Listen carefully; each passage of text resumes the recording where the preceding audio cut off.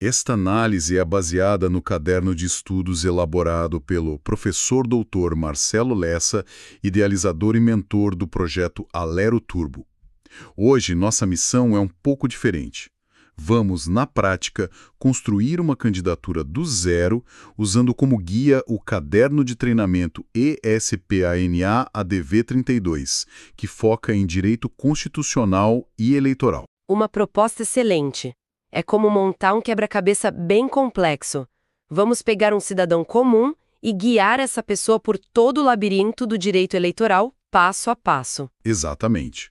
Primeiro, vamos ver se essa pessoa pode sequer entrar no jogo, analisando os direitos políticos. Depois, vamos dar a ela as ferramentas, as condições de elegibilidade. E o mais importante, vamos ajudar a desviar de todas as armadilhas das minas terrestres que a lei e principalmente a banca FGV colocam no caminho.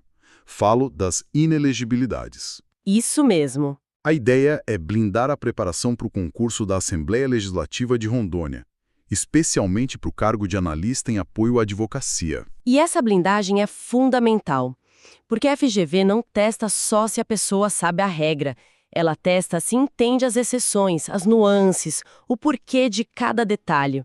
É aí que separamos quem passa de quem fica pelo caminho. Vamos começar essa jornada? Perfeito. Então, o ponto de partida, como o professor Lessa estrutura no material, é o artigo 14 da Constituição. Ele faz uma distinção que é, assim, a base de tudo. A diferença entre a capacidade de votar, a ativa, e a de ser votado, a passiva. Isso. Certo. A capacidade ativa é a mais ampla. A regra geral é o voto obrigatório para quem tem entre 18 e 70 anos. Mas a Constituição cria algumas válvulas de escape. O voto facultativo para os analfabetos, os maiores de 70 anos e, claro, os jovens de 16 e 17. E tem quem fica de fora, né? Sim, há aqueles que ficam totalmente de fora do processo, os estrangeiros e os conscritos durante o serviço militar obrigatório. Eles são os chamados inalistáveis. E aqui já temos um terreno fértil para a confusão, que a banca sabe explorar muito bem. A linha entre quem tem voto facultativo e quem é inalistável. Exato. Por exemplo, o analfabeto. Ele tem o voto facultativo, mas é inelegível. Já o estrangeiro é inalistável. Na prática, qual a grande diferença que o candidato precisa ter em mente? Olha, a diferença é a porta de entrada para o sistema. O analfabeto, ele pode ter um título de eleitor.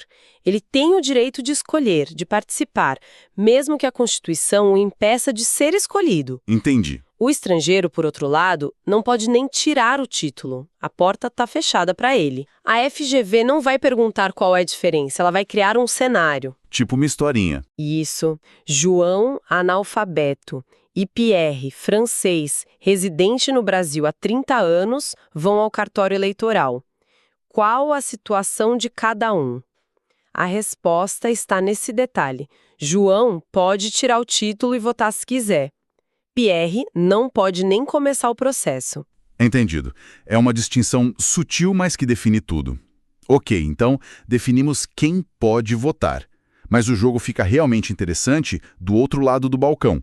Quem pode pedir esses votos? Quem pode ser votado? Quais são as credenciais mínimas para alguém sequer ter o nome na urna? Essas são as condições de elegibilidade, a capacidade passiva. O caderno lista os requisitos básicos: ser brasileiro, estar em pleno exercício dos direitos políticos, ter o alistamento eleitoral, Domicílio eleitoral. o domicílio eleitoral na região onde vai competir e a filiação a um partido político. São como os itens de um checklist. Sem um deles, o sistema nem aceita o registro. E dentro desse checklist tem um item que sempre cai em prova: as idades mínimas. 35 anos para o topo da pirâmide, presidente, vice e senador. 30 para governador e vice. 21 para deputados, prefeitos e juízes de paz. E na base, 18 anos para vereador. E se tem um ponto onde a FGV costuma ser implacável, é aqui. Não nas idades em si, mas no momento em que elas precisam ser comprovadas. Ah, o detalhe. Sempre o detalhe. A regra geral é que a idade mínima tem que ser atingida até a data da posse. Ou seja, um jovem pode fazer campanha para deputado com 20 anos, desde que complete 21 até o dia de assumir o cargo. Parece razoável. Mas você disse regra geral, o que me diz que tem uma exceção vindo por aí. E tem uma exceção que é a favorita da banca. Para o cargo de vereador, a regra é diferente. Como assim? Na data limite do registro da candidatura, que acontece meses antes da posse. É uma quebra na lógica geral. E a FGV vai montar uma questão afirmando que todas as idades mínimas são aferidas na data da posse e essa será a alternativa incorreta. Espere um pouco. Isso parece contraintuitivo. Para o cargo mais básico da estrutura, a regra é mais rígida e a idade tem que ser comprovada antes. Por que essa exceção? Essa é uma ótima pergunta que expõe a complexidade da nossa legislação. A justificativa histórica é um pouco técnica, ligada à capacidade civil plena, à data em que os atos da candidatura se consolidam, mas, para a prova, o importante é entender que essa assimetria existe. A lei criou um padrão e uma exceção, e a banca explora exatamente quem decorou o padrão, mas esqueceu da exceção. Ok, nosso candidato já passou pelo primeiro filtro, ele pode votar e tem os requisitos básicos para ser votado. Agora entramos no verdadeiro campo minado, as inelegibilidades. É o paredão que pode eliminar o candidato da disputa. Exatamente. E o material do professor Lessa as divide muito bem. Primeiro, as absolutas são poucas e diretas. Os inalistáveis, estrangeiros e conscritos, e os analfabetos. Certo. Essas pessoas não podem se candidatar a absolutamente nada. É uma barreira intransponível. E depois vem as relativas, que são bem mais complexas e cheias de si e mas. O caderno começa com as funcionais. Isso. A mais famosa é a da reeleição. Chefes do executivo só podem ser reeleitos uma única vez para o mandato seguinte, e se quiserem concorrer a outro cargo, precisam sair do posto 6 meses antes da eleição. A tal da desincompatibilização. Pense na desincompatibilização como uma regra de fair play, de jogo limpo. Exato. Se um governador ser senador, ele não pode continuar usando a caneta, o avião do Estado e toda a estrutura da máquina pública para fazer campanha. A lei o obriga a sair do campo 6 meses antes do jogo começar, para a disputa ser, em tese, mais equilibrada. Faz todo sentido. Mas e aqueles cenários mais complexos? O material cita um exemplo que parece uma armadilha clássica. Um prefeito reeleito que, no fim do segundo mandato, quer ser vice na chapa do sucessor. Ele se desincompatibiliza e está tudo certo. De jeito nenhum. A Justiça Eleitoral enxerga isso como uma tentativa de dar um drible na regra e emplacar um terceiro mandato para o mesmo grupo político no poder. Ah, entendi. Mesmo que seja como vice, ele continuaria na chefia do executivo local. É uma inelegibilidade que visa impedir a perpetuação no poder e a renúncia de 6 meses não cura esse problema específico. A regra é mais inteligente do que parece. Agora vamos para outra inelegibilidade que sempre dá o que falar. A reflexa por parentesco. Essa é clássica. O cônjuge e os parentes até segundo grau de um chefe do executivo não podem se candidatar no território de jurisdição dele. Mas e se o casal se divorciar? Ah, o famoso divórcio de fachada. E é aqui que entra uma das ferramentas mais poderosas do direito eleitoral. A súmula vinculante 18 do STF. Ela é categórica. O divórcio durante o mandato do titular não afasta a inelegibilidade. Isso é incrivelmente estrito. A corte está basicamente dizendo que não confia na dissolução do casamento das pessoas. De certa forma, sim. É uma visão, digamos, cínica, mas talvez realista do judiciário sobre a política. A súmula nasce da desconfiança. A lei está dizendo nas entrelinhas. Nós sabemos que algumas pessoas são capazes de dissolver um casamento no papel apenas para manter o poder dentro da família. É uma proteção contra a manobra. Exatamente. A FGV vai contar uma historinha de um prefeito que se divorciou da esposa 1 ano antes da eleição. Ela se candidata a vereadora e a questão vai ser se ela pode ou não. A resposta, por causa da súmula, é um sonoro não. Fascinante. E para fechar esse bloco, o caderno ainda menciona a lei da ficha limpa, que trouxe, assim, um caminhão de novas hipóteses. Sim, como a condenação por órgão colegiado ou a rejeição de contas por improbidade, a Ficha Limpa foi uma resposta da legislação a um anseio social por mais integridade e criou várias inelegibilidades que dependem de eventos futuros, como uma condenação. Certo.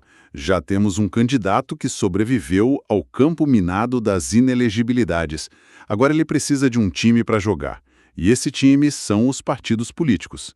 O material, baseado no artigo 17 da Constituição, destaca a autonomia deles. E essa autonomia é crucial. Os partidos são pessoas jurídicas de direito privado. Eles definem suas próprias regras, sua organização e, o mais importante, quem serão seus candidatos. Ninguém se candidata sozinho no Brasil. O partido é o portão de entrada obrigatório. E uma vez dentro do partido e eleito, o político fica amarrado a ele, falo da fidelidade partidária. A regra que o caderno aponta é que, no sistema proporcional para deputados e vereadores, o mandato pertence ao partido. Isso. Se o eleito pular fora do barco sem uma boa razão, ele perde o cargo. Mas é sempre assim? Não. E aqui o STF, que dá a palavra final, fez uma distinção fundamental, que é um prato cheio para a FGV. Essa regra da perda do mandato só vale para o sistema proporcional. No sistema majoritário, prefeitos, governadores, senadores, o Supremo entende que o voto é mais na pessoa, na figura do candidato. Por que essa diferença de tratamento? Qual a lógica por trás disso? A lógica é que, no sistema proporcional, vota-se numa lista de um partido ou na legenda. O voto para um candidato ajuda a eleger outros do mesmo partido. O mandato é visto como uma conquista coletiva. Faz sentido. Já na eleição majoritária, a disputa é direta, um contra o outro. O eleitor escolhe aquela pessoa para ser o prefeito. Por isso, o STF entendeu que, nesse caso, o mandato é mais pessoal e a mudança de partido não seria uma traição ao eleitorado da mesma forma. É uma tese controversa, mas é a que vale para a prova. Ok, então nosso candidato está eleito. A festa acabou, ele foi diplomado, fim de jogo. Ainda não. A Constituição prevê uma espécie de prorrogação para contestar o resultado, mesmo depois da diplomação. É aí que entram as ações eleitorais constitucionais. E a principal delas é a AIME. Ação de impugnação de mandato eletivo. Exato. Que nome forte! E o que justifica uma ação tão drástica? As causas são igualmente graves: abuso de poder econômico, corrupção ou fraude. A IIM é a última trincheira para limpar o processo eleitoral. E os detalhes dela são o que a FGV vai cobrar. Quais são os pontos-chave? Primeiro, o prazo. 15 dias contados não da posse, mas da diplomação. Segundo, uma característica muito peculiar. Ela corre em segredo de justiça. Segredo de justiça. Isso é bem incomum no nosso sistema, onde a regra é a publicidade dos processos. Por que nesse caso é diferente? A Constituição quis proteger a honra e a imagem dos envolvidos. Como a acusação é muito grave, corrupção, fraude, o legislador entendeu que expor o processo publicamente antes de uma decisão final poderia causar um dano irreparável ao político eleito, caso ele fosse inocente. Uma proteção. Exatamente. E pode ter certeza que a FGV vai colocar uma alternativa dizendo que a IM é pública para pegar quem está desatento. Ótimo. Passamos por toda a jornada. Agora, vamos fazer uma revisão estratégica, um bate-bola rápido. Vou te dar alguns cenários que a FGV adoraria criar, baseados nos pontos do fichamento do professor Lessa, e você me diz o resultado. Perfeito, vamos ao teste de fogo. Cenário 1. A prefeita de uma cidade foi reeleita. O sobrinho dela, um jovem muito popular, quer se candidatar a vereador na mesma cidade. Ele pode? Não pode. A inelegibilidade reflexa por parentesco vai até o 2º grau. Sobrinho é parente de 3º grau. Ah, perdão. Cometi o erro que a banca espera. Vamos corrigir. Opa! Tio e sobrinho são 3º grau. A regra é até 2º grau. Pais, filhos, irmãos, avós, cônjuge. Portanto, o sobrinho pode se candidatar.